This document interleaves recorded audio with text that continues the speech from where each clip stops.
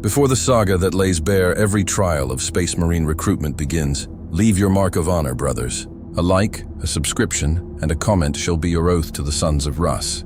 Let your voices carry across the stars like the howl of Fenrisian wolves. So you want to become a Space Marine? Legends make it sound radiant. Angels of death in ceramite and holy zeal striding across battlefields as humanity's saviors. Let me soften the blow. The path to becoming one of the Emperor's mighty Adeptus Artis is anything but soft. It's a brutal, grinding ordeal that consumes countless hopefuls for every warrior it hammers out. This is the drudgery of Space Marine recruitment, laid out in all its grim detail. Strap in, and maybe keep a sick bag close, because this job orientation makes a Katakan jungle boot camp look like a pleasant afternoon in a park. From savage youth to aspirant, the road to Artis Hood begins on some Emperor-forsaken world where only the tough last. The Imperium spans 1,000,000 worlds, but Space Marine chapters do not pluck candidates from just anywhere. They favor the worst of the worst. Death worlds crawling with predators, feral worlds locked in perpetual tribal warfare, or the violent depths of Hive City slums where an average teenager racks up a kill count higher than an Imperial Guard veteran. These hellholes breed exactly the half-wild aggressive youths the Astartes want.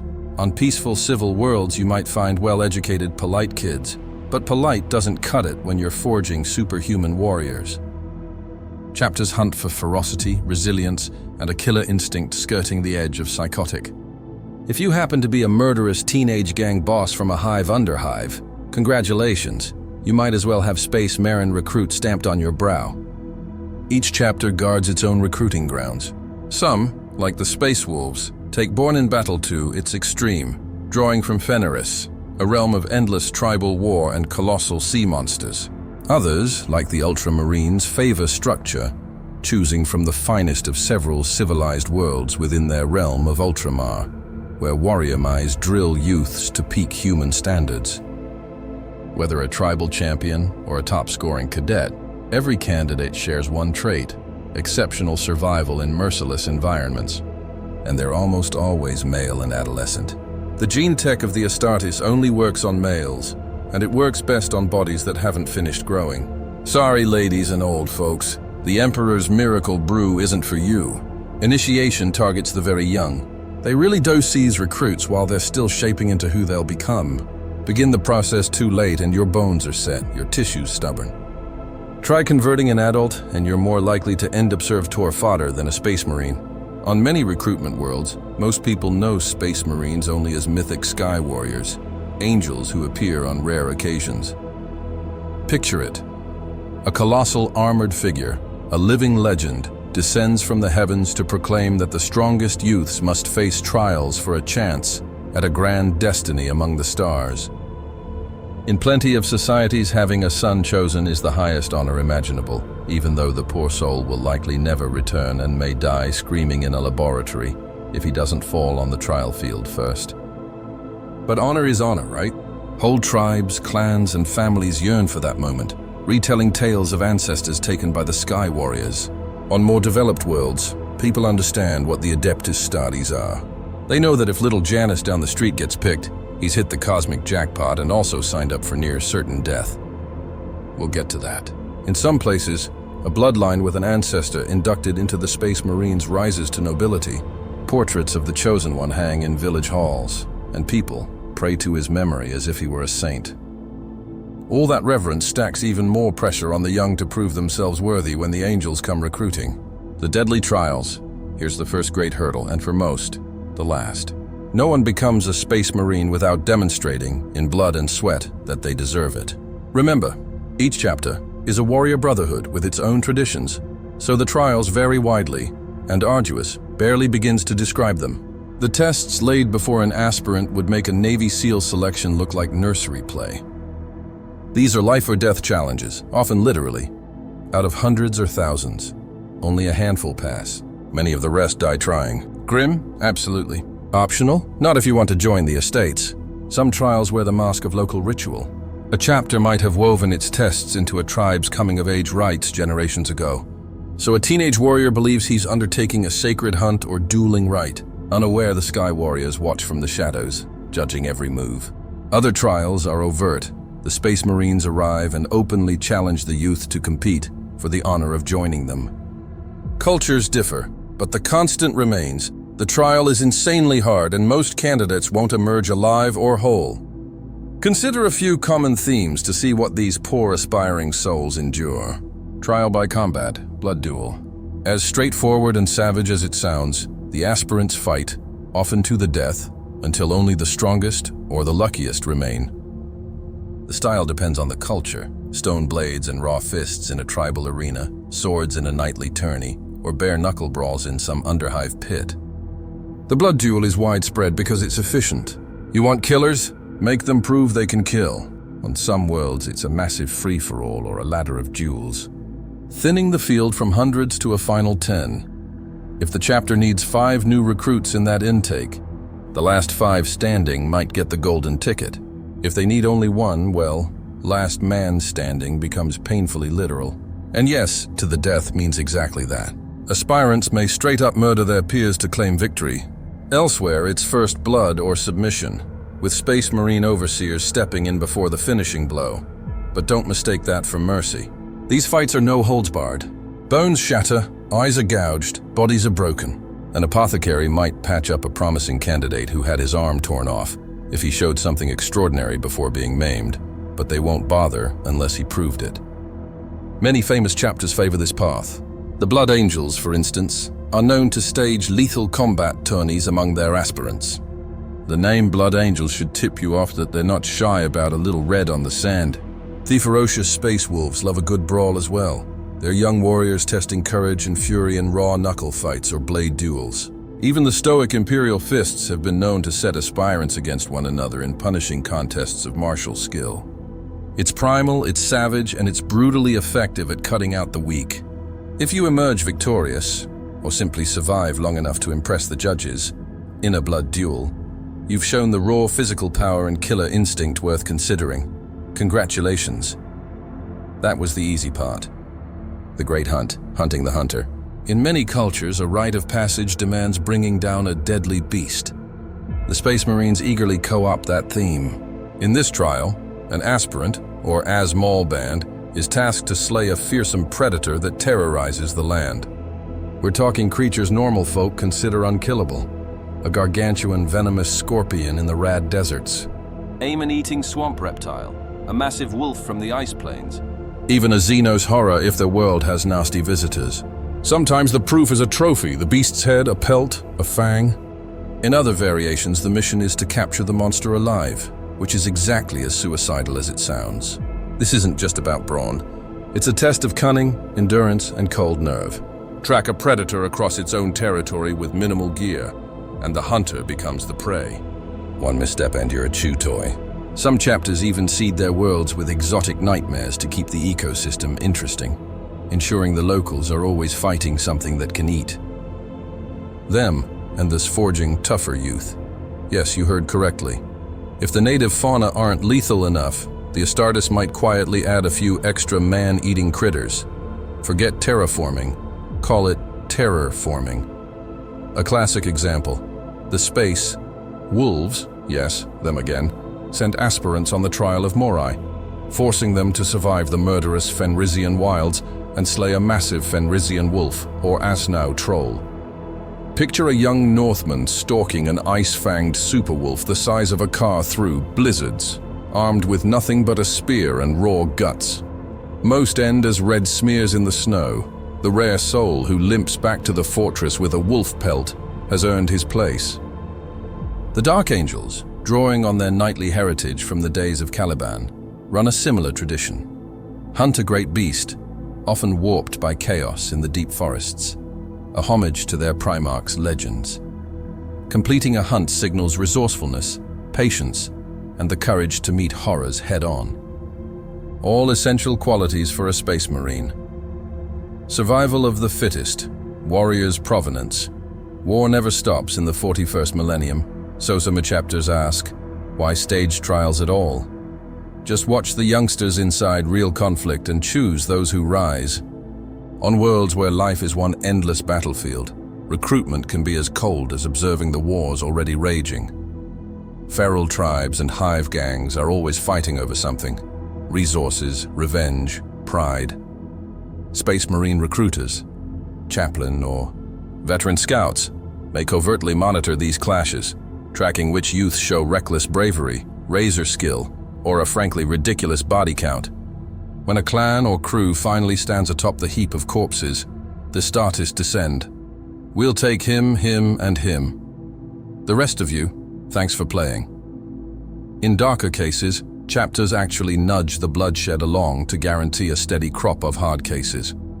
Stories tell of chapters seeding rivalries, slipping in agents to stir the pot, tightening access to resources, or whispering that one tribe's god insulted another's, anything to keep the knives out. The logic is brutal but simple. Peace softens, perpetual war hardens. By the time an aspirant is chosen this way, he's already battle-scarred and carries that thousand-y stare. These space wolves are prime examples, content to let Fenrisian tribes annihilate each other, then pluck the lone berserker who staggers from the final slaughter. The Dark Angels and their successors, too, are not above fanning rivalries on their recruiting world so things never get cozy. Callous? Absolutely. But in the grim darkness of the future, compassion is a luxury. To forge a Space Marine, you start with someone who has known nothing but war. Exposure and endurance. Not every threat snarls or swings a blade. Sometimes the world itself is the executioner. Many recruiting worlds boast lethal climates, toxic ash deserts, radioactive wastes, frozen tundras under constant storms, jungles crammed with poisonous things. An exposure trial weaponizes that reality. The directive is simple. Go out alone and come back alive. It's you versus nature, which in 40K often seems actively malicious. Aspirants depart with no support and maybe only the clothes on their back or a crude survival tool. The point is, toe test fortitude, ingenuity, and an iron refusal to die. If you hail from a death world jungle where every plant wants to eat you, your people normally survive by never being alone. So, the trial sends you solo into that green hell and waits to see if you return. On an ice world, they might dump you at point A and order you to reach point B across a killing cold. Cue a trek through blizzards that would make a polar explorer cry. In irradiated wastes, perhaps the route crosses glowing ash plains where the air itself rots lungs without a filter. Some exposure trials are intentionally unwinnable in the conventional sense. The true victory is refusing to quit. The chapter watches, via satellites or psychers, and if an aspirant endures beyond what any normal human should, fighting on through. Thirst, hunger, and mutant predators, they'll haul him back from the brink. All right, this one's tough, he'll do. A particularly cruel twist is to drop the candidate into an utterly alien environment. Adasert tribesman suddenly cast onto a polar glacier knows nothing of cold survival, making it the ultimate test of adaptability. Or the reverse. A hiver who's never seen a tree is thrown into a carnivorous jungle. Sink or swim, with the odds stacked heavily towards sink. The ultramarines, paragons of logic, favor exposure trials often. They believe hardship tempers greatness. Legends even claim that in Ultramar's past, certain elite families left newborns out in the wild as a first test of resilience. Hard to swallow, but that's the Imperium. Congrats on the baby. Now let's see if he can survive a snowdrift. The Space Wolves likewise cast young fighters onto glacier flows or the fire plains of Fenris and tell them to find their way home. Those Wodo are clearly favored by Russ, or just impossibly stubborn. Passing exposure proves you can endure pain, isolation, and an uncaring universe intent on killing you. Vital for a Space Marine who must battle in places that would drop ordinary men on the spot. Tests of spirit and psyche, knowledge of self. Brawn alone won't cut it. Astartes demand mens that do not crack. The horrors they face, demons, alien terrors, the madness of war, break strong men. Some chapters therefore probe the mind and soul directly. These ordeals are deeply psychological, often coaxing terror or spiritual crisis. One approach is high-tech, or high-psych. A librarian, a space marine psyker, may thrust the aspirant into a trance and assault him with psychic visions. The kid endures a curated nightmare, worst fears made flesh, a whispering chaos thing offering power, old traumas turned up past bearable. It's a controlled hallucination designed to test inner steel. If the mind bends or snaps, better to learn it now than when he's in power armor gripping a bolter. Only those who stare down warp-born abominations or their own shadow selves without gibbering win through. A cruder yet effective path uses psychoactive drugs and poisons. Aspirants ingest potent herbal toxins or venoms that unleash savage hallucinations and bodily agony.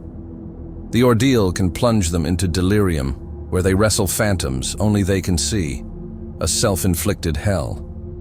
Many die from the shock, drop into comas, or never return from the madness. Those who emerge, shaken but whole, are marked as spiritually strong. They've been through hell inside their own skull and clawed their way out. Pain tolerance ordeals belong here too. Devices like the pain glove, famed among the imperial fists, inflict excruciating torment by lighting up nerves or blasting controlled shocks without letting the subject escape into unconsciousness. The trick is, you don't get to black out. The glove keeps you awake. The aspirant must endure, reciting liturgies, focusing his mind, riding the agony. It's not whether it hurts, it does. It's whether you break. The imperial fists preach a whole stoic creed around suffering. They call it purifying. Many feral world cultures mirror this with primitive brutality, suspending a youth on hooks, ritual scarification, ordeals of poisonous bites, all to measure will. The Black Templars, zealous knights that they are, set aspirants to long fasts and sleepless vigils praying until the visions come, a test of faith and commitment. Whatever the method, the question is the same. Can your mind and soul bear the unimaginable? If yes, you might not go insane the first time a greater demon tears your squadmate in half. If no, you're either babbling on the floor or dead from your own thrashing, and the chaplain quietly scratches your name from the list. The challenge duel. This one is almost perversely unfair, by design. An aspirant must face a fully fledged space marine in a contest. Yes, a scrawny, relatively speaking, human teenager versus a superhuman giant with staggering combat experience. Fair fight? Not remotely. Noon expects the kid to win. The real measure is how long he lasts and whether he has the audacity to engage at all. Often the marine. We'll take a handicap. No armor, practice weapons, maybe barehanded while the aspirant wields a blade or a gun. Even then, an unarmored artist is a walking slab of reforged muscle who can crack concrete with a punch. Most bouts end with the aspirant battered unconscious or dead in short order. Yet every so often one pulls off something unexpected, a cunning feint, a fearless charge that catches the marine off guard, Emperor bless, even landing a hit, and his stock skyrockets. Legends say if an aspirant somehow bests the marine, perhaps the artist holds back drastically, or the youth is freakishly gifted. That candidate is all but destined for greatness within the chapter. Far more commonly, the aspirant loses but in style, refusing to yield through broken bones, rising again and again. A chapter may halt the duel before the kill and grumble, enough. He's got guts. Non-combat versions exist too. A raw test of strength. Lift an absurdly heavy object while a marine does the same. You won't outlift him, but how close do you get? Or stamina. A foot race against a marine. He'll win obviously, but do you collapse or drive yourself across the line anyway? It's a measure of heart and resolve mortals set against demigods. The Ultramarines have been known to do this in their structured training camps. If you can spar with a veteran sergeant without collapsing, you're made of the right stuff. The proud Imperial fists sometimes require aspirants to withstand a few rounds with one of their champions to test bravery and tolerance for pain. Many stories mention the Iron Snakes chapter from Ithaca, where aspirants have to fight an actual artist in ritualized combat as the final selector. They know they'll lose, but it's the courage to face a foe you cannot defeat that proves your worth. Often when an aspirant is inevitably beaten in a challenge trial, but shows promise, the observing apothecaries will rush in and save him from death, patching up wounds, maybe even throwing him in a rejuvenation tank. This one's tough. Don't let him die from that skull fracture. We need him. If he dies outright, well, he wasn't meant to be. Or perhaps the Marine misjudged his punch. Oops. Either way, the chapter learns a lot about a youth spirit from these uphill battles. Brutal all of it, isn't it? By design. The trials ensure that only the absolute cream of the crop physically, mentally, spiritually even get a foot in the door. And cream of the crop in a galaxy, this harsh still means these young men are monsters compared to normal humans. Agony is the kind of person who has killed with his hands, stared down nightmares, survived impossible situations, and kept going. If you think about it, a space marine is a giant among men. Reforged, you must start with someone who's already a giant at heart and a bit of a maniac. Truth be told, statistically, the vast majority of aspirants never leave their trial alive. Those who may be battered, scarred, forever changed by what they endured. For example, an aspirant who survives an exposure trial might wander back into his village half dead, only to find a towering space marine warrior waiting for him with a nod of approval. Perhaps another emerges triumphant in a duel, covered in the blood of peers he had to slay, knowing that his life will never be the same. Some aspirants don't even realize they've been in a space marine trial at all.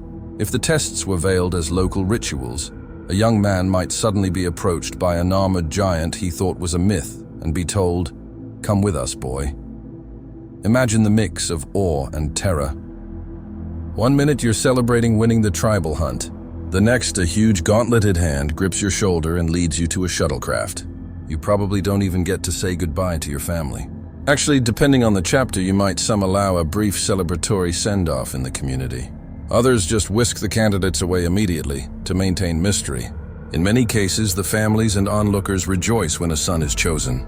They assume he's off to become a demigod and great honor will come of it. They're not wrong about the demigod part, but they have no idea of the misery in store for their poor boy. Anyway, those few who pass the trials are now officially aspirants, meaning they are accepted to attempt the process of becoming a space marine. Yes, all that. And they're still not actually space marines yet. They've just qualified for the privilege of attempting to survive the transformation. At this point, the recruits are often scooped up by the chapter's facilitators, typically the chaplain and apothecaries. A chaplain, a grim warrior priest in skull helmet and black armor, usually oversees the spiritual fortitude of recruits, while an apothecary, medic, geneticist, surgeon in white armor checks their biology. The aspirants might be taken aboard a shuttle to the chapter starship or fortress monastery. Sometimes they wake up in a cell or medical bay with no idea how they got there. The Marines might sedate them for the trip to keep things orderly. However, it happens once they're in the chapter's custody. They're never going home again. Their old life is over completely. This youth belongs to the chapter, becoming a neophyte. The transformation begins. Now the real work starts. Those victorious young warriors, still human at this point, are about to be unmade and remade. They are called neophytes once they're formally taken in. Think of this as being a freshman in the most nightmarish school imaginable, where the graduation rate destiny and the final exam might kill you. The chapter will perform a battery of tests on the newcomers. Just because you survive the trials doesn't guarantee your worthiness. Now, the apothecaries need to confirm your body can handle what's coming. There are thorough medical examinations, genetic screenings, and psychological evaluations. The gene seed implantation process, the hallmark of creating space marines, only works on certain genetic profiles. Only a small fraction of humanity is biologically compatible with the implants and the harsh hormonal changes they bring. So the apothecaries will poke, prod, take tissue samples, sequence your DNA, analyze your blood, test your hormone levels, probably make you run on a treadmill and lift some weights while they monitor vitals, etc. They're looking to make sure you don't have any genetic flaws that would cause your body to reject the gene seed organs. Things like predisposition to autoimmune issues or perhaps too high a likelihood of undesirable mutation. Remember, each chapter's gene seed has its quirks. If your family line has some latent trait that doesn't play nice with, say, the Blood Angel's gene seed, they need to catch that. Now, if an aspirant is found wanting in this stage, maybe he's not compatible or has some taint. Emperor forbid any sign of chaos, corruption, or psyker mutation they weren't expecting. He'll be removed. Removed can be a euphemism for a number of fates, none pleasant. In the best case, he's simply told, "You have failed. You may not become one of us." And perhaps mind wiped and dumped back on a planet or kept as a menial. In the worst case, The chapter might decide any failed aspirant is a security risk. He's seen too much, and quietly execute or surgeries him. They really don't like doing the latter to their prized candidates, but the grim necessity of secrecy often demands it.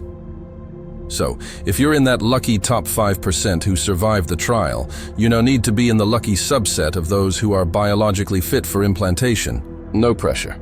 Assuming you pass the genetic tests, you then undergo psychological screening. This isn't gentle sit-down therapy, oh no.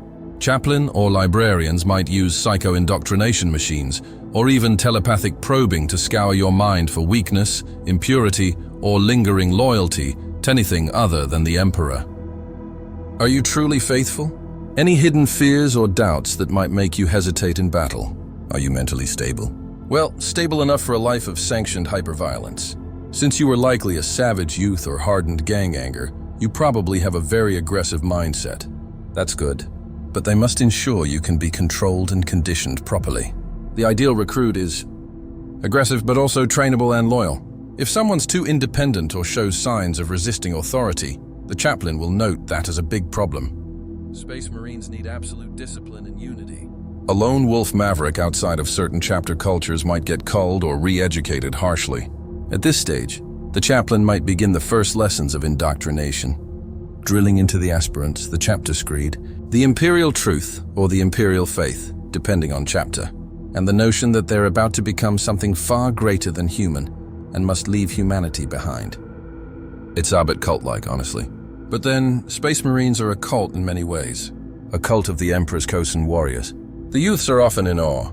They're in the literal halls of their gods now, seeing things ordinary folks never dream of. Gene labs, armories full of power armor, holy shrines to the Primarchs. It can be overwhelming. The chaplain are there to harness that awe and mold it into devotion and focus.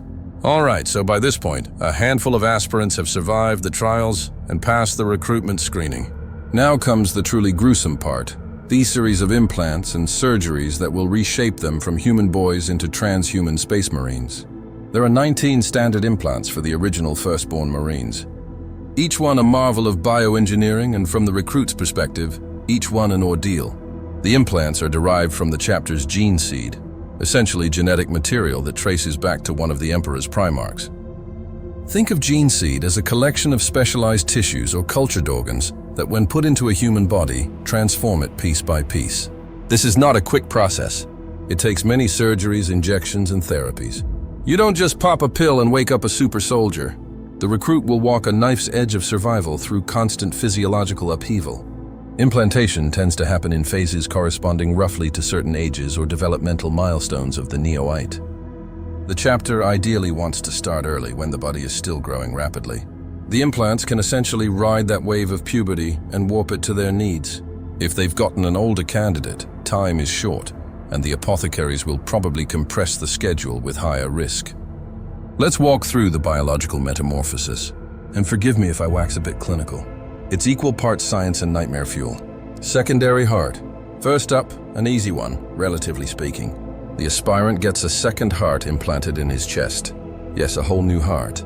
This secondary heart can kick in to boost blood flow or act as a backup if the primary heart is damaged. It's like having a spare battery for your circulatory system. If one heart gets blown out on the battlefield, the other can usually keep you alive. This implant, while invasive, is one of the simplest and rarely rejected.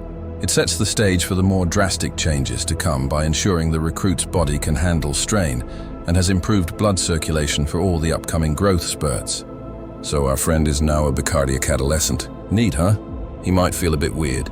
2 heartbeats thumping in his ears, but soon that becomes normal for him. Osmodula, aka the Iron Heart. This one is huge. The osmodula is a tiny gland implanted at the base of the spine, and it secretes hormones that massively restructure the skeleton. This thing will make the recruit's bones grow denser, thicker, and larger. It literally alters bone tissue, fusing the rib cage into a solid plate. Goodbye, flexible ribs. Hello, natural body armor around vital organs.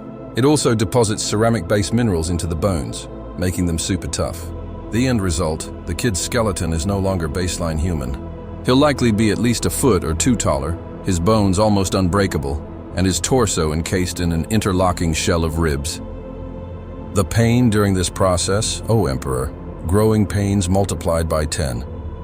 Imagine your bones stretching, strengthening, fusing. Some nights the neophyte probably lies in his bunk, shaking and sweating as his body literally reconstructs itself. But pain is instructive in the artes. He'll be expected to grit through it. The O-modular is crucial. It is how scrawny teens turn into hulking 7+ foot space marines. Fun fact, sometimes this goes a bit too far. Certain chapters with mutated gene seed, like the feared black dragons, have an osis modular that overreacts and causes bone spurs to grow out of the forehead or arms, making literal bone blades. Black dragons fighters sport horns or bony crests and grow knives from their forearms, which they canis in battle. Pretty cool, if a bit grotesque. Biscopia, another gland implant usually done alongside the osmodula because they work together. The biscopa nestles in the chest and floods the body with growth hormones and muscle stimulants, where the osmodula toughens and lengthens the bones. The biscopia supercharges muscle development. The recruit's musculature begins to multiply in density and efficiency. He packs on mass, but not just bulk-quality muscle fiber that gives tremendous strength. The appetite goes crazy. The kid might eat 6 times what he used to and still feel hungry as his body devour resources to rebuild itself. Between the osmolder and biscopia anoid, looks less like a lanky teenager and more like a superhero who spent in a gym. If you imagine a superhero who's also a bit stretched, taller, and broader than any normal human, at this point, the recruit's physical changes are already dramatic and we're only maybe approximately 3 implants in.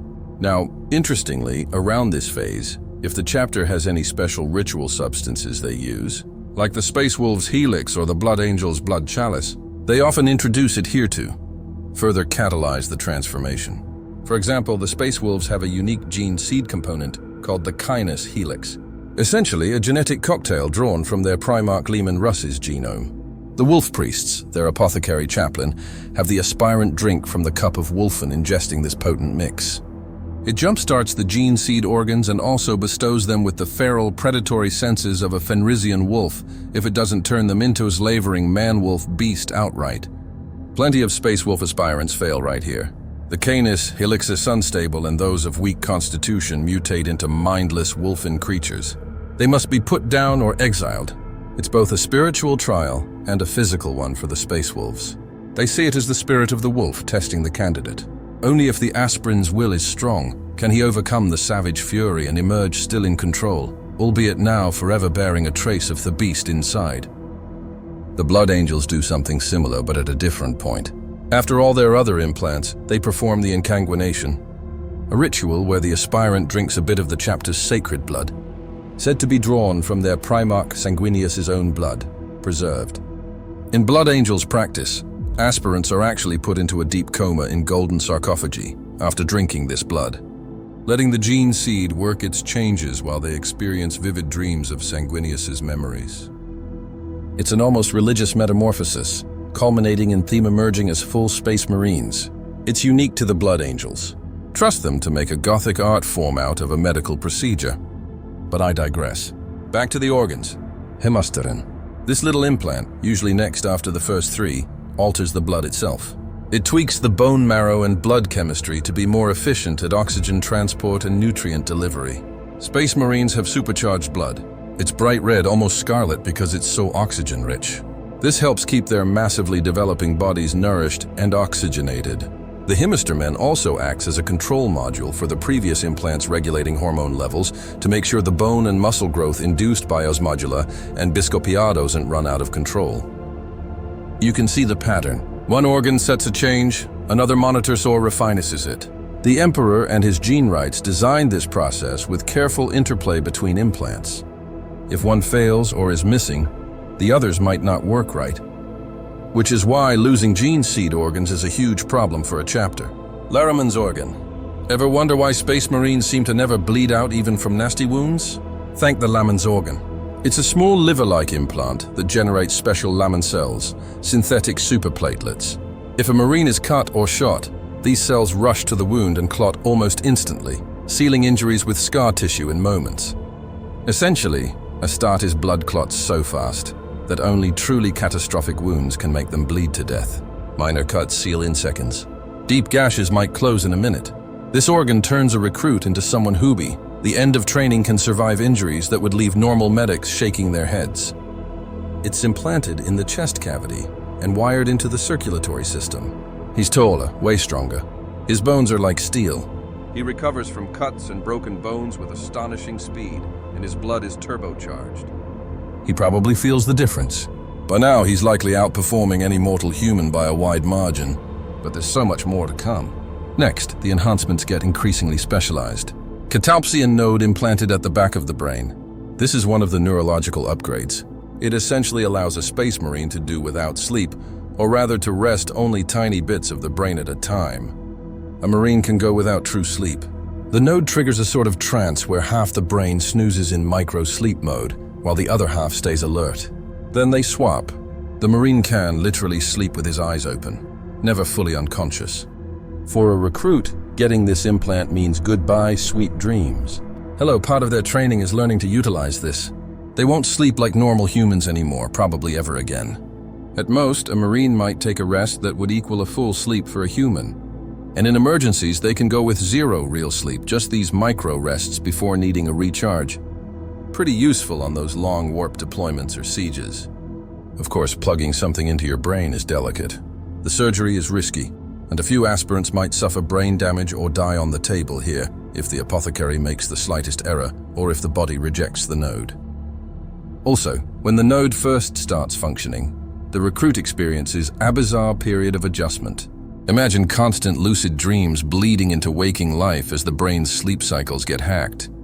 The chaplain probably keep a close eye to ensure no hallucinations or psychological side effects cause instability. It's usually at this stage, node implant done, that hypnotherapy conditioning begins in earnest. Taking advantage of their recruit's altered brain state, they plug the recruit into a hypnat, a device that uses hypnosis and maybe direct brainwave manipulation to instill knowledge and condition reflexes. While Herister sleeps in that trance way, he hears the litany of the Codex Artes, combat doctrines, target recognition images, maybe even historical lectures about the chapter's heroes. All of it repeated over and over, sinking into the subconscious. Over Hypno-Indo, the recruit starts to think like a space marine. Lessons that would take to teach in a classroom can be implanted deep in his brain. Things like battlefield tactics, weapon handling, language skills. He probably learns High Gothic and chapter battle cant this way. And importantly, unshakable loyalty and faith. He's being brainwashed in the literal good way. The end goal is a warrior who doesn't hesitate, who follows orders reflexively, and who truly believes in the righteousness of his cause at a fundamental level. By the time this process is done, the recruit likely has only faint memories of his life before. If you asked him about his mother's face, he might struggle to recall. But ask him the proper prayer to appease a power armor machine spirit, and he can recite it in his sleep. The old self is being systematically erased and rebuilt into a space marine identity. Pomno, here's a handy organ. Basically, it's a secondary stomach implanted above the original one. The Pomnor is a pre-digestive vat that neutralizes poisons or indigestible stuff. A space marine can eat things that would kill a normal person. Toxic plants, raw monster meat filled with venom, and the Pomnor will typically neutralize the harmful elements before passing the food to the main stomach. This doesn't mean a Marine can literally eat anything with no consequences, but it comes close. He's extremely resistant to ingested poisons. For our recruit, that means during training they might literally feed him all sorts of foul substances to test the Prima's efficacy. Dinner tonight is a bowl of local poisonous fungi with a side of rebreather filter juice. Enjoy. If he keeps it down and doesn't convulse, the organ works. If not, well, pump his stomach and try again. But usually by the time it's active, it does its job. This implant, along with the next few, often get installed in one big surgery cluster to minimize the number of times they need to cut the recruit open. Major surgeries are grouped if possible, though doing too many at once can overstress the body. Omophagia remembrance, sir. This is one of the more horrifying ones. Implanted along the spinal cord and connected to the stomach, the omophagia allows a Marine to absorb memories by eating flesh. Yes, you read that right. If a space Marine consumes a portion of a creature, especially the brain or other vital tissue, he can gain snippets of that creature's memories or experience. The original purpose is likely practical. Say you're on an alien planet. You kill a local animal and eat part of it. The omophagia might reveal to you what that animal knew about its environment, like where water is or what predators it feared. In war, a Marine could eat a dead enemy's flesh to quickly learn what that enemy knew. Battle plans, passcodes, etc. Gruesome but effective intelligence gathering. Of course, many chapters have turned this into ritual. Blood angels and their successors drink blood. Flesh tearers, aptly named, or flesh eatators, might devour pieces of fallen foes. It's taboo for some chapters to use this ability openly because, let's be honest, it's cannibalism adjacent, but it works. Now, what's it like for the recruit? When the homophagia is implanted and starts working, he might get hit with weird flashes of memory after meals. Early on, the effect can be unpredictable. They likely have controlled tests where they feed him the flesh of, say, a particular animal and monitor his reactions.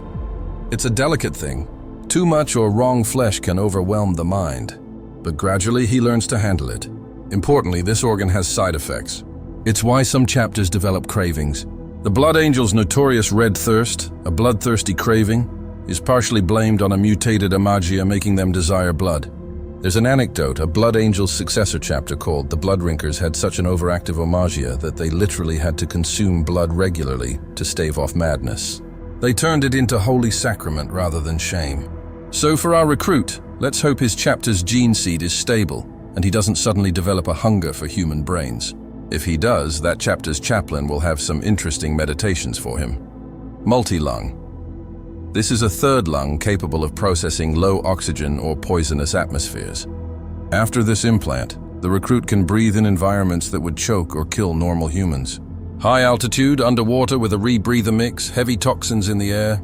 The multi-lung filters and grabs whatever oxygen is present, even if it's just trace amounts or toxic mixes. It has a unique structure with muscles that can close off the normal lungs and route all breath through the multi-lung when needed. So a Marine can even drown one set of lungs and still use the third to survive. Not that they try to drown, but it means they can stay underwater much longer in gas. During training, they'll test this too. Time to dunk the recruit in a chemical smoke chamber or throw him in a pool with weights. See if that multi-lung kicks in. It's all about pushing the limits. Oculob. This organ augments the eyes. Surgical touches to the optic nerves and retina plus the oculob organ result in vastly improved vision. A Marine can see in low light almost as well as daylight, and his visual acuity and distance vision become far superior to a human's. Sniper practice gets a boost when you've got ocul-enhanced eyeballs. The recruit might notice his night vision sharpening. Dusk starts looking like noon to him. Useful, since the enemy loves to skulk in the dark. Lyman's ear. This upgrade to the inner ear gives Space Marines exceptional balance and immunity to dizziness or motion sickness. Spin a Marine in a gyroscope and he won't puke. He'll probably laugh. It also allows them to filter and equalize extreme noise. Some even claim Marines can sort of tune out certain sounds, like the truly annoying battle cries of orcs, perhaps. For the recruit, this might mean the days of motion sickness, if he ever had any, are gone. In training, they could flashbang him or whirl him around, and he'll keep his lunch down and orientation straight. It's a subtle but vital edge in the chaos of battle, where disorientation equals death. At this point, we're well into the implant roster. The recruit is now with a laundry list of augmentations. 2 hearts, 3 lungs, an extra stomach, a dozen new glands, tougher skin, sharper senses. He's not a normal human by any stretch. But we're still not done. Carries.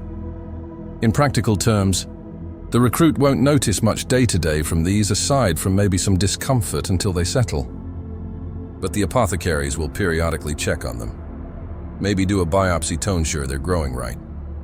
If Emperor forbid the recruit dies during training after progenoids are in, those will be harvested immediately. The chapter can't afford to lose even a single gene seed if it can help it. The black carapace. At last, the final implant. The capstone of a Space Marine's transformation. The black carapace is a unique organ, a sort of thin, black fibrous layer that's grafted under the skin all across the torso. It looks like a cross between subdermal armor and a neural interface web. Once implanted, it connects directly into the Marine's nervous system with plug interface points that lie just beneath his skin in various locations. The purpose of the black carapace is to link the Marine with his power armor. Those plug interface points correspond to the connection ports inside a start armor. When a Marine don his armor, he, Jackin, and the armor essentially becomes like a second skin fully integrated into his senses and balance. Without the black carapace, a person in power armor is just wearing a big heavy suit and would rely on servos and manual controls. With it, the armor's movements, sensors, even its machine spirit feedback, all feed straight to the Marine as if it were part of his body. Only now, after getting the black carapace, can our recruit truly be called a Space Marine. Because Noah can. Wear the iconic powered battle plate as it's meant to be worn. The surgery to implant the black carapace is extensive. They open up the chest and abdomen skin, lay this somewhat flexible organ mesh across the front, and I believe also some on the back. Then it bonds to the body. Small stud-like neural plugs will dot his skin afterwards, visible if he's shirtless as hard coin-sized nodules, like a pattern across his upper body. Post-surgery, once healed, the chapter's text will test it by hooking him up to an armor simulator or directly to a suit in a controlled environment. The first time a neophyte interfaces with power armor via the carapace a milestone, he suddenly feels the entire suit. It's overwhelming at first. Imagine suddenly being aware of a 7 ft tall metal body around you. Every servo's with the weight of it, and yet the strength amplifying your slightest muscle twitch. They train intensively at this stage to get him used to it. But after that, he will move in armor as fluidly as he moves in his own skin. The black carapace is the divide between initiate and full battle brother. With the black carapace implanted, the physical transformation is complete. Our aspirant is aspirant no more. He has all the organs of a Space Marine. If he's made it this far, he's basically a young Space Marine in physique and basic capability. Consider what he's become. He stands well over 2 men tall, maybe 7+, with a massively muscled frame. He has 2 hearts pumping nutrient-rich blood, 3 lungs filtering air and drawing oxygen even from fume-choked atmospheres, and an extra stomach that can neutralize poison. His bones are like rock, his rib cage a solid plate. He heals quickly from wounds that would key others, and he barely needs sleep. He can see in the dark, hear beyond normal ranges, and tracks scents like a predator. His reflexes and strength are superhuman. He could probably bend steel bars and crush a human skull with his bare hands. He's been imbued with battle knowledge via hypno-conditioning and has likely spent countless hours in physical training, combat drills, weapons practice, and tactic simulations. In short, he's gone from a primal but mortal youth to an almost post-human engine of war, training and indoctrination. It's worth emphasizing how much training accompanies all this bioengineering. While the apothecaries work on his body, the chapter's instructors work on his mind and skills. Days are filled with combat training, sparring with fellow neophytes, now careful not to kill each other. The competitive trials are over. These lads are all on the same team and precious to the chapter. They practice marksmanship with bolters and other weapons, starting likely with smaller arms until they can handle a full bolter's mighty kick. They run drills in squad tactics, learn battlefield communications, and study the enemies of man, from orcs to heretics to tyrannids, often using hollow simulations or live captive creatures if available.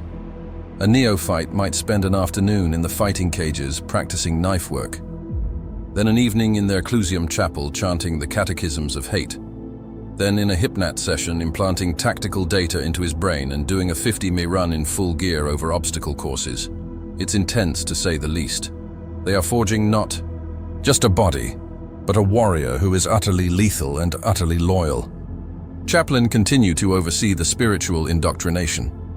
By now, any notion of the aspirant's previous life, religion, or culture has likely been merged into chapter doctrine. If his tribe worshipped some sky spirit, he now knows that was just an aspect of the Emperor. The chaplain will frame it that way. Perhaps he worships the Emperor and venerates the Primarch of his chapter as his spiritual gene father. If the chapter has particular quirks, say the space wolves with their tomic animal sagas or the blood, angels with their artistic and sanguine rites, their crew is taught these and participates in them. Rituals are big in a start life. They bond the neophyte to the chapter's culture. Some chapters brand or tattoo their recruits with symbols of achievement. Others have feasts. Yes, Space Marines can eat normal food. Lots of it, in fact, given their metabolism, though many develop very Spartan tastes. The recruit might have undergone a ritual celebration after each successful implant surgery, or a vigil of fasting and prayer before receiving the crucial ones. For example, the Imperial Fists are said to require a Knelite to spend in prayer before the altar of the Primarch before he's allowed his black carapace surgery to ensure he's mentally prepared to join the chapter fully. The Space Wolves might have a howling ceremony under the moonlight to welcome new warriors. After they survive their transformations, they're called Blood Claws, the young hotheads of the chapter. Every chapter has its flavor, but all drive home one point. You are no longer merely human. You are one of us, bound by brotherhood and duty. The Emperor is your father now, the chapter your family, and war your purpose. During this training period, attrition can still happen. The implants are in, but some recruits might fail in other ways. Maybe one's mind breaks under the pressure. He develops instability, battle shock from maybe a particularly traumatic hypnotherapy session, or just the cumulative stress. Maybe one shows cowardice or hesitation during a live fire exercise. Yes, they do. Those often neophytes are pitted against real targets like captured beasts or even live foes in some war zones as training. A chapter cannot tolerate a weak link. Such failed neophytes meet harsh fates. The lucky might be mind-wiped and turned into chapter serfs. Essentially servants who retain enough motor function to cook, clean, maintain armor, etc., but have no personal will. The less lucky could be lobotomized and made into servitors, cyborg automator, to perform mechanical tasks. Imagine spending all this effort only to have your brain fried and body repurposed to be a servo arm operator or a gun turret loader for the rest of your days because you flinched when told to charge. It happens. A Space Marine chapter does not coddle failure. On the flip side, if a neophyte is severely injured during training, say an accident costs him a limb or eye, they might give cybernetic replacements if they think he's still worth keeping. But if he's too broken to fight properly, he might be shunted to a serf role or offered an honorable death. It's tough, but the chapter can't afford passengers. A rare few who show particular talent but can't continue as line Marines might be diverted to the roles. For instance, a neophyte with great technical aptitude might be sent to Mars for training as a tech Marine after becoming a full Marine. Though that's usually later, or one who shows a psychic spark might be taken aside for librarious training. Again, that's a whole separate ordeal, often involving testing on Terra or by the chapter's chief librarian. But those are exceptions. Most who falter are removed one way or another. By the end of this gauntlet, what remains is an elite core of young warriors who have survived every test the chapter devised and every surgical torture the apothecaries conducted. Scout to Marine, earning the power armor. After all the implants and basic training are complete, a neophyte usually isn't thrown straight into a frontline veteran squad. There's a transitional stage as a Scout Marine, at least in Codex-adherent chapters. The chapter's 10th company is typically the Scout company composed of these fresh initiates. They fight in lighter recon armor, carapace and camo cloaks, not full power armor, and carry sniper rifles, combat shotguns, or bolt guns with specialist ammo weapons, suited to recon and asymmetric warfare. Why no power armor yet? A few reasons. 1. Power armor is a sacred, scarce resource. You don't slap it on a guy who hasn't proven himself in real combat under supervision. 2. Scouts often need to be stealthy or operate in environments where the bulky power armor is a hindrance. And 3. It's a final test. Can you perform without the full protection and strength of the armor using your wits and enhanced physique alone? So, our newly minted Marine spends as a scout, learning the ropes of war in a relatively small team, often under the watch of veteran sergeants. This is where all that training is put to the real test against actual enemies. They might infiltrate an orc camp to mark targets, engage in guerrilla strikes on enemy supply lines, or act as forward observers calling in airstrikes. All sorts of dangerous missions that nonetheless temper their skills. It's said that a Space Marine truly earns his power armor through merit on the field as a scout. However, not all chapters follow that path strictly. The Space Wolves notoriously do it differently. Their newly blooded warriors become blood claws, essentially assault troops full of fury, charging into battle with chainswords and pistols alongside more experienced pack leaders. They slap those young space wolves into full power armor right away and point them at the enemy, counting on their ferocity. It fits the space wolves' culture. Valor and aggression are highly prized, and the idea of making a pup skulk around as a scout doesn't jive with their warrior ethos.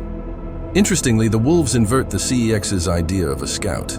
Their wolf scouts are actually grizzled veterans who've chosen a path of solitary operation. So a grumpy old space wolf might leave the great company structure and operate alone behind enemy lines. Those are called wolf scouts, and they're anything but newbies. Meanwhile, their noobs are berserkers on the front line.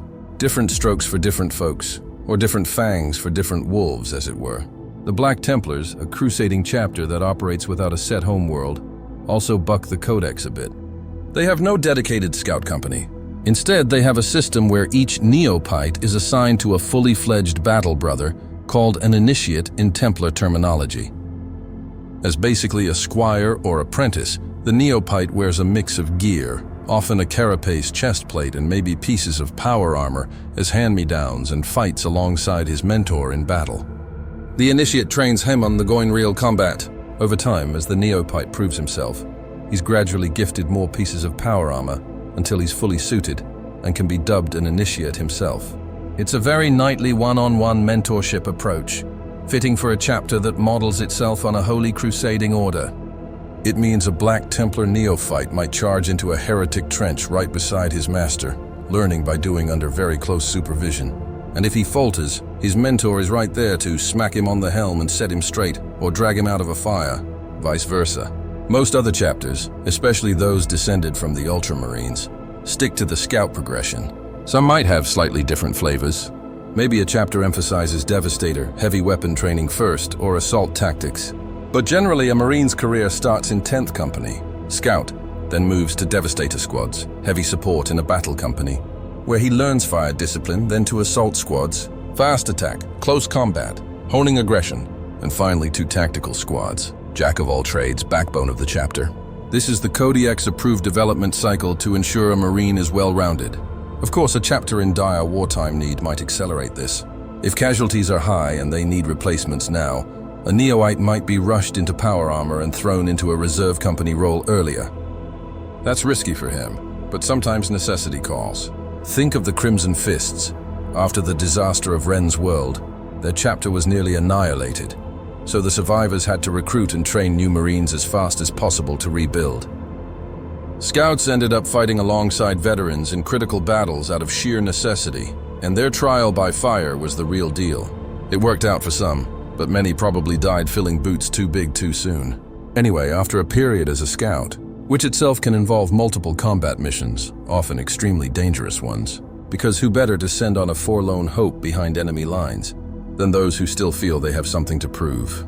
The neophyte is deemed ready to ascend to a full battle brother. This moment is essentially graduation from recruit status. It's often marked by a formal ceremony. The specifics vary by chapter, but it's invariably solemn and steeped in meaning. The final elevation. Brother Artis.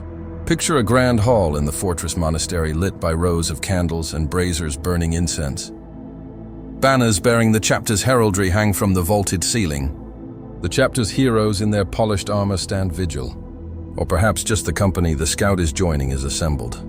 Our recruit, now a capable warrior in his own right, likely spends in contemplation or prayer beforehand, remembering the fallen friends who didn't make it, swearing his final oaths of loyalty.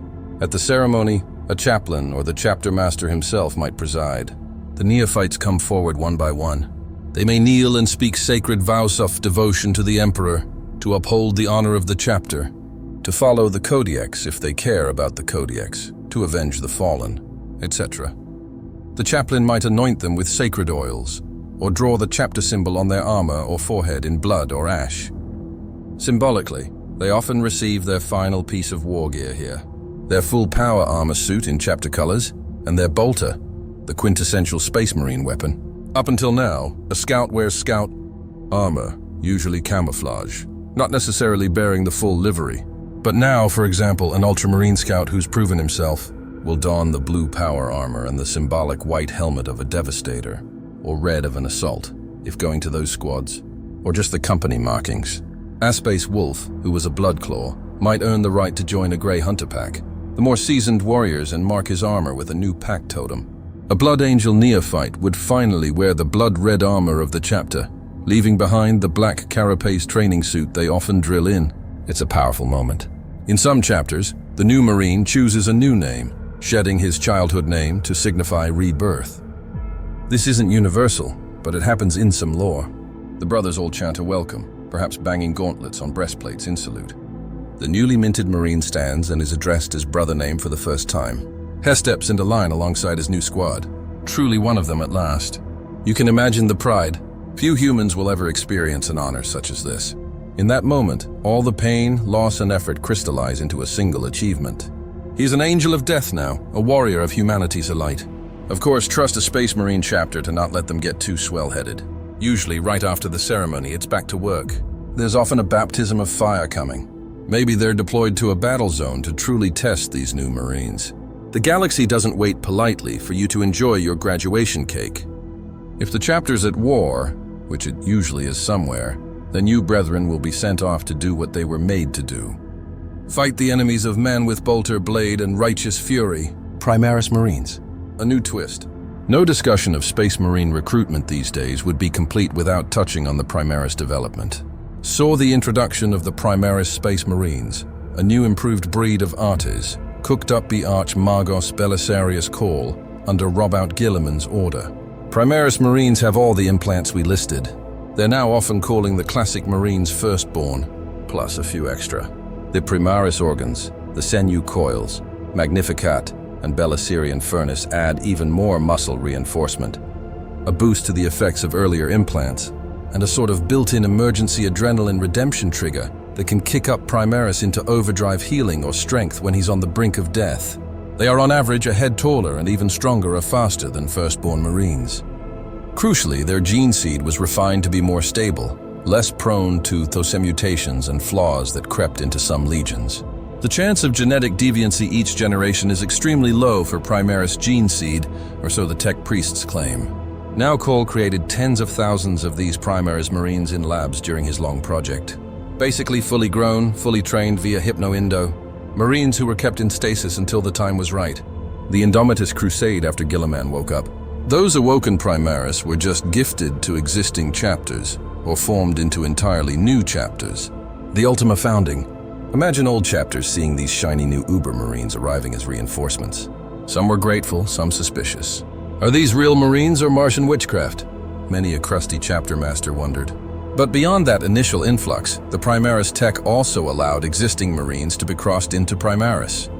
A dangerous surgery, but many survived and essentially gained the new organs, and important for our topic. New recruits can now be made directly into Primaris. Essentially, chapters got an upgrade to their induction process. They can decide whether to make a given neophyte a standard firstborn Marine, or to give him the Primaris organs along the way, given that Primaris seem objectively better soldiers over time. Presumably, all chapters aim to produce Primaris as the norm unless some stubborn traditionalists refuse. From the recruit's perspective, does this change much about the Nightmare Gauntlet? Not really, except maybe it adds a couple more surgeries to endure and perhaps a slightly higher chance of survival due to improved gene tech. Primaris gene seed is touted as more stable, so possibly fewer organ rejection deaths, though it's still not anywhere near 100% success. If anything, one could argue being a Primaris recruit might be even more trying. Those extra implants further stress the body, but this is the cutting edge of Imperial science, so presumably Call tried to streamline it. Time will tell how Primaris integration fully shakes out in every chapter. But one thing is clear, the basics of artist recruitment remain cruel and unforgiving. Whether you're destined to be firstborn or Primaris, you're still going to be that kid fighting tooth. A nail in a death arena, or toughing out the wasteland alone, or letting an apothecary saw open your ribcage to shove in another. Organ while you bite, down on a leather strap, or even remain awake reciting Thelatania Fortitude to not scream. Some apoths insist on that to gauge pain tolerance. The Primus process didn't eliminate any of that. It simply tacked on a bit more. In fact, some chapters had to wrestle with tradition versus innovation. Imagine telling a proudly steeped in ritual chapter like the Blood Angels, "We have some new organs for your recruits." They'll incorporate it, but probably weave it into their mystical rhetoric. By the blood of Sanguinius, we shall make you even stronger. 3 more miracles to bless your flesh. Ultimately, Primaris are Space Marines. Their recruitment, aside from those initial mass-reduced ones, converges with the same grim pathway of trial and transformation we've described. The few, the proud, the transhuman. At the end of this arduous journey, our once aspirant stands as a brother of the chapter, fully equipped and ready to serve. The chapter likely holds a feast or celebration in the newcomer's honor. Some do a big feast where the new Marines sit at table with the veterans for the first time as equals. There might be toasts to their courage and somber mentions of those who fell along the way. Perhaps the names of the fallen aspirants are engraved on a roll of honor. They did give their lives pursuing this duty after all, and that sacrifice isn't taken lightly. But likely, just as many chapters deliberately erase those names, considering them not to have been truly part of the chapter, each chapter's culture dictates that. Now, the real work of a Space Marine in ending war begins for them. But here's a comforting thought, or not. In many cases, actual combat against the Emperor's foes is less deadly to a Marine than the process that got him there. After all, a full Space Marine is one of the most formidable warriors in existence. Ironically, he was at greater risk when he was a half-trained kid on an operating slab or dueling his friend to the death for a chance at this life. That's the price of admission to the Adeptus Artis. Only the absolute best of the best survive, and only the ruthless grind of selection and bioalchemy can forge a true Space Marine. Think of the staggering attrition. Out of 1,000 kids from a hive, maybe 100 show promise enough to be tested.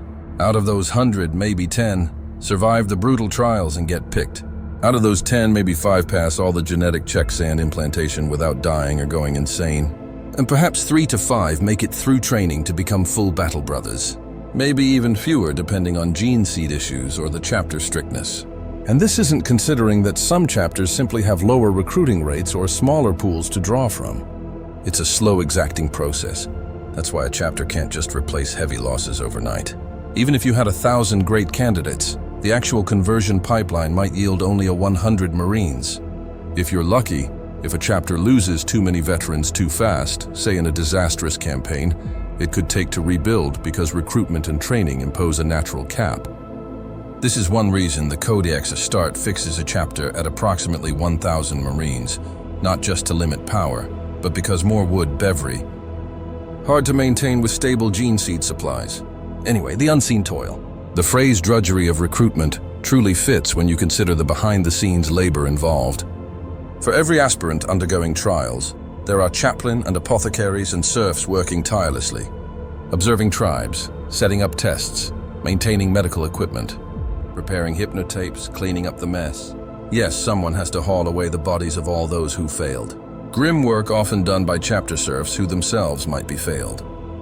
Aspirants given a second chance at servitude. There's also bureaucratic and ritual paperwork in a sense. The chapter keeps records of each recruit, their lineage, their progress through implantation. Gene seed tithe to Mars must be accounted for. Periodically, chapters send a portion of harvested gene seed to the Adeptus Mechanicus as a tithe for broader Imperium use and safeguarding, meaning the apothecaries have to decide which precious progenoids to give up. A lot of effort goes into not only making a Space Marine, but ensuring the chapter's genetic legacy continues untainted. The apothecaries might run regular purity tests on the gene seed cultures, monastic labs filled with vats and incense. As science and faith mingle, it is toil and it never ends. As Marines die in battle, new ones must be raised. A chapter that for a time has peace still continues recruiting in small numbers to replace those lost to training accidents or the slow attrition.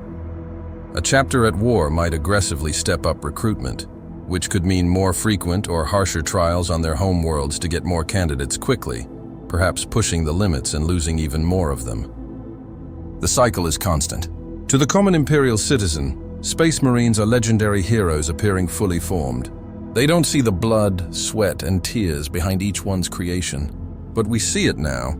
The next time a battle brother in glorious power armor charges forth chain-sworded revving, know that his true steel was forged, not just in that battle, but in the crucible of recruitment, in the sparring pits and deadly hunts of his youth, on the cold slab of an apothecary surgery table, in the endless nights of hypno-conditioning and prayer, and in the trials that broke countless others, but not him. Conclusion. The making of a Space Marine is a saga of sacrifice, pain, and uncompromising dedication. For every one Marine who stands indomitable against the enemies of mankind, there's a trail of bodies of those who weren't strong enough, fast enough, or lucky enough. Leading up to that moment. It's a price the Imperium is willing to pay, and the aspirants themselves are often eager to pay it for the chance to transcend their mortal limitations and become a living weapon of the Emperor. What might seem inhuman in its cruelty is precisely what's required to defend humanity in a galaxy of endless horrors. The Ardas are not born. They are built with blood and iron, faith and gene seed, one painstaking step at a time.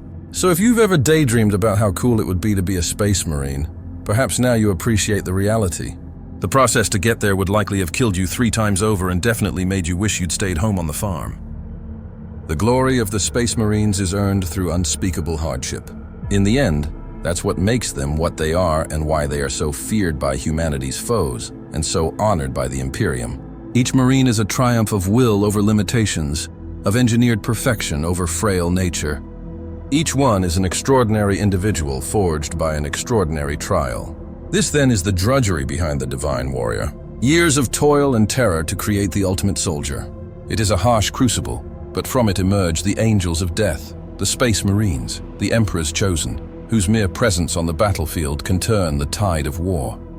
They are few in number, but each is worth 1,000 lesser men. Now you know the truth of how they come to be.